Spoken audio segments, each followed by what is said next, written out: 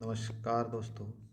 हम आपको पढ़ाने जा रहे हैं आज हिंदी का एक महत्वपूर्ण टॉपिक समास, जो कि एक दिवसीय एग्ज़ाम में बहुत ही ज़रूरी है, जिसको हम देखते हैं। चलो हम शुरू करते हैं।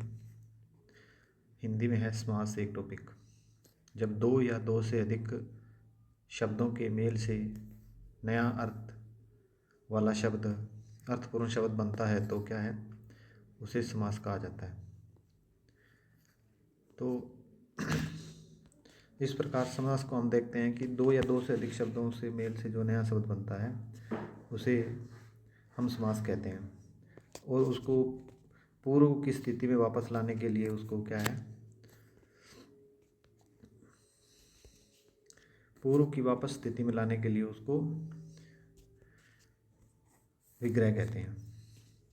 तो इस तरह हमने देखा कि जैसे हम देखते हैं दशानन, 10 हैं जिसके मुख, है ना, रावण। और उसी प्रकार हम कई और देखते हैं। इस प्रकार समास के हम भेद देखते हैं। जो समास के जो भेद हैं वो 5 प्रकार का समास है। एक है तत्पुरुष समास, दूसरा है कर्मधारय समास, तीसरा है अव्ययभाव समास, चौथा है द्वंद्व समास, और पांचवा है बहुव्रीहि समास। इस प्रकार हम देखते हैं कैसे कि तत्पुरुष जो समास है वो पूर्व पद गौण होता है और उत्तर पद उसमें क्या है, प्रधान होता है। तो इसके उदाहरण देखते हैं। सेना नायक, सेना का नायक, इसमें क्या है, प्रथम पद गौण है, सेना का नायक, नायक जो है इसमें प्रधान पद है, तो क्या है, ये तत्पुरुष है, सेना का नायक। देशभक्ति, देश के लिए भक्ति, तो यहाँ देश क्या है, गौण है, और भक्ति शब्द जो है मुख्य शब्द है, तो इसलिए ये क्या है, तत्पुरुष समास है। इस प्रकार हम देखते हैं कर्मधारय समास, क्या है, विशेषता बताता है। कर्मधारय समास में क्या है, किसी शब्द में प्रधान शब्द की विशेषता बताता है। जैसे सुपुरुष, तो सुपुरुष क्या है, देखो सुपुरुष है अच्छा पुरुष, सुपुरुष होता है अच्छा पुरुष, पुरुष की क्या है, विशेषता बता रहा है अच्छा। इस प्रकार अगली देखते हैं हम महात्मा, महान है जो आत्मा, महान है जो आत्मा, मतलब आत्मा की विशेषता बताई जा रही है, महानता बताई जा रही है। इस प्रकार हम देखते हैं मंद बुद्धि, तो मंद है जिसकी बुद्धि, तो इसमें हम क्या देखते हैं, मंद है जिसकी बुद्धि, मतलब बुद्धि की विशेषता है कि बुद्धि कम है। तो इस प्रकार हमने इसकी विशेषता देखी। पहले हम तत्पुरुष देखा, फिर हमने कर्मधारय देखा। अभी हम देखेंगे अव्ययभाव समास। पहला पद प्रधान होता है और दूसरा क्या है, बदलता नहीं है वो। तो हम देखते हैं अव्ययभाव समास की उदाहरण देखो। यथाशक्ति, शक्ति के अनुसार, शक्ति के अनुसार, तो शक्ति के अनुसार क्या है, पहला प्रधान है तो बदलता नहीं है। प्रतिदिन, प्रत्येक दिन, दिन इसमें बदलता नहीं है। आजीवन भर, आजीवन क्या होता है, पूरा जीवन है ना, आजीवन, जीवन भर, ठीक है, जीवन भर। तो इसमें क्या है, इसमें क्या है, पहला पद जो है वो पद प्रधान होता है और बदलता नहीं है। आगे आता है द्वंद्व समास। द्वैत समास, द्वैत समास में क्या है, पहला पद संख्यात्मक होता है। तो देखते हैं इसकी उदाहरण देखो कि द्वंद्व समास की उदाहरण देख है कि चौराहा, चौराहा क्या है, 4 राहों का एक समूह है चौराहा, इसमें 4 एक संख्या आई।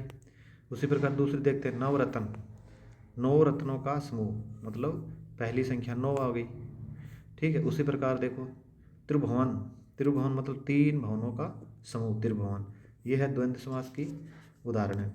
इस प्रकार हम देखते हैं अगले की, अगला है हमारा बहुव्रीहि समास।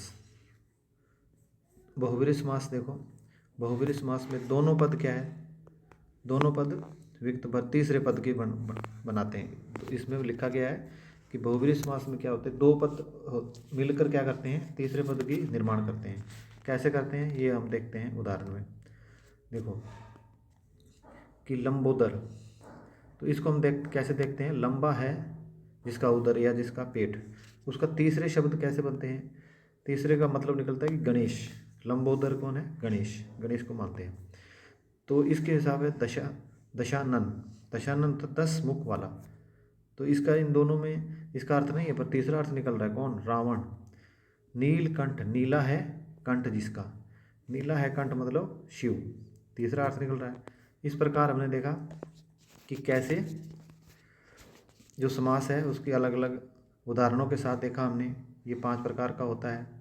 ठीक है, तत्पुरुष होता है, कर्मधारय होता है, अविभाव समास होता है, द्वंद्व समास होता है, बहुब्रीहि समास होता है। तो इसमें हमने देखा कि आज हमने समास का टॉपिक किया। समास में क्या है? 2 या 2 से अधिक शब्द जो मिलकर एक नया शब्द बनाते हैं। और उसको समास कहते हैं। और जब उसको एक शब्द को हम अलग अलग भागों में मतलब पूर्व की स्थिति में लेकर आते हैं तो वह समास का विग्रह होता है। और समास क्या है? 5 प्रकार का होता है। तत्पुरुष समास, तत्पुरुष में समास में क्या होता है? पूर्व पद गौण होता है और दूसरा पद जो है वो प्रधान होता है। इसी प्रकार कर्मधारय समास होता है जिसकी विशेषता वो क्या है? मतलब उसकी विशेषता बताता है पद की। और अविभाव समास है जो पहला पद प्रधान है और वो बदलता नहीं है। द्वंद्व समास जो है वो पहला पद संख्यात्मक होता है, संख्यावाचक होता है। जैसे नवग्रह तो नौ ग्रहों का समूह, नवग्रह ना, नौ ग्रह तो 9 ग्रहों का समूह, तो ऐसे संख्या आती है। बहुब्रीहि समास होता है, दोनों पद मिलकर क्या एक नया पद बनाते हैं। जैसे दशानन है।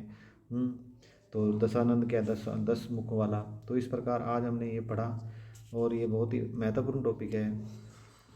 तो इसी के साथ हम आज्ञा लेते हैं आपसे और हमें आज्ञा दें। और ये है कि वीडियो पसंद आई तो शेयर करें, लाइक करें और सब्सक्राइब करें। धन्यवाद। जय हिंद।